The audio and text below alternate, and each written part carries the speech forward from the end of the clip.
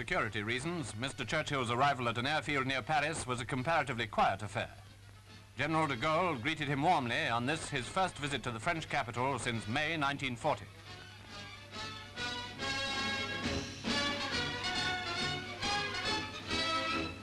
Mr. Eden is seen greeting his wife, who for some time had been over in Paris, where she's head of the AEF club.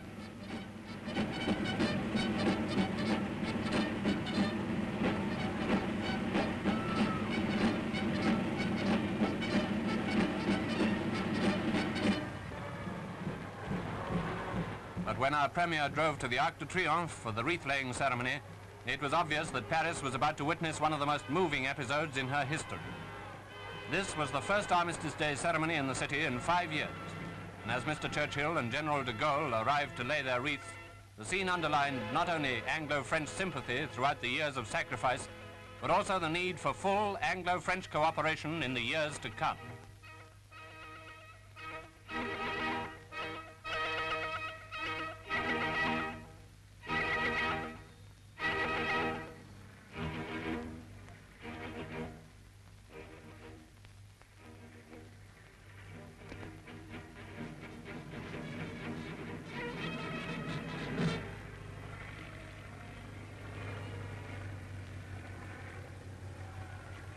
A cannon shot announced the hour of 11 and a minute of silence.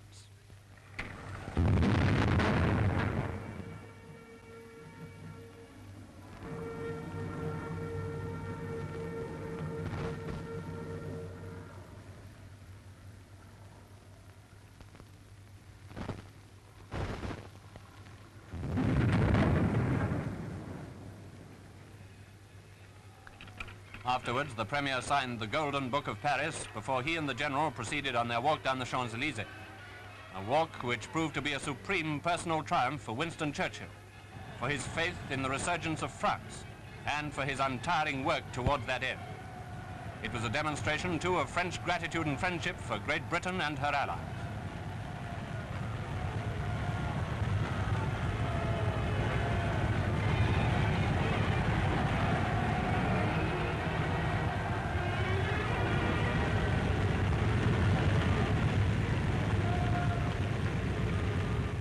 At the saluting base, the two leaders took up their position with Mr. Eden and Monsieur Bidot, once FFI chief, now Minister for Foreign Affairs.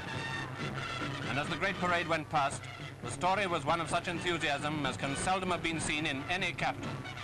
And how Paris welcomed the reappearance of the familiar uniforms of their own armed forces.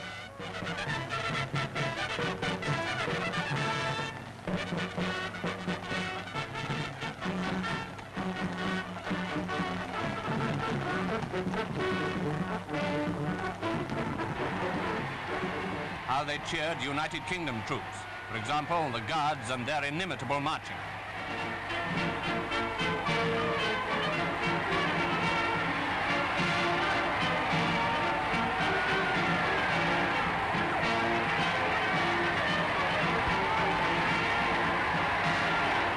There was a special ovation for the kilted Canadians. France knows well enough the debt owed to Canada in this war. The Americans, no strangers to the cheering of Parisians, received their share too. As for France's own colonial troops, we all know the honor in which they are held.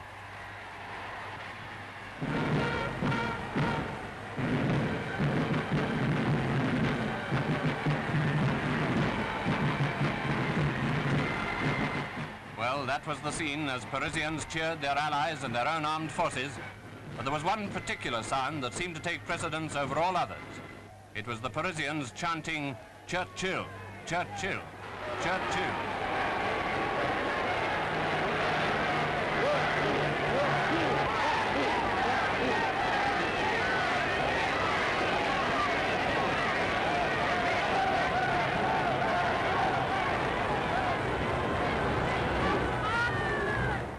In May 1940, Churchill offered Frenchmen equal citizenship with Britons.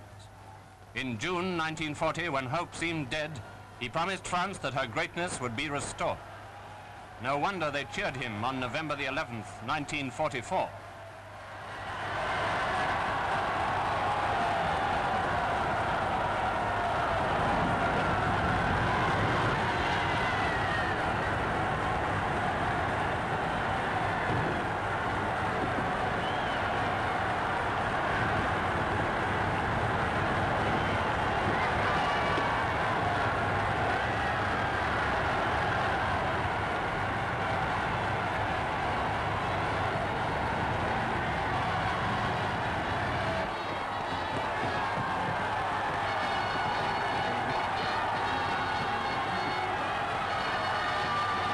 great day for Paris, a great moment for Winston Churchill.